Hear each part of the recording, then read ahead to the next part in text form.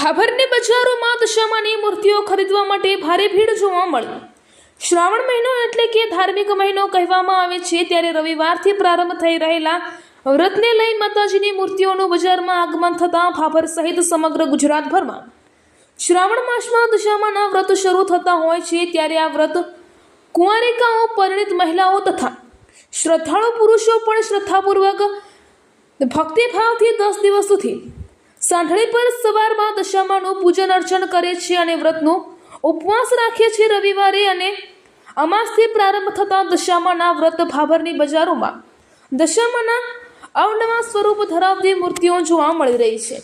આજરોજ તારીખ 3/8/2024 શનિવારના રોજ ભાભરની બજારોમાં ઠેર ઠેર જગ્યાઓ પર દશામાની મૂર્તિઓ, પ્રસાદી, ઘી, અગરબત્તી, શ્રીફળ, ચૂંદડી, મુજાપો, બાજોટ સહિતના સ્ટોલ લગાવી દેવામાં આવ્યા છે અને ભાભરની બજારોમાં ભારે ભીડ જોવા મળી રહી છે।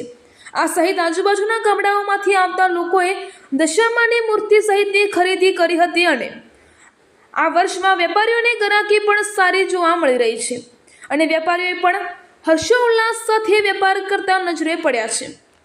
અહેવાલ ગોપાલ કે પૂજારા, ભાભર, બનાસકાંઠા।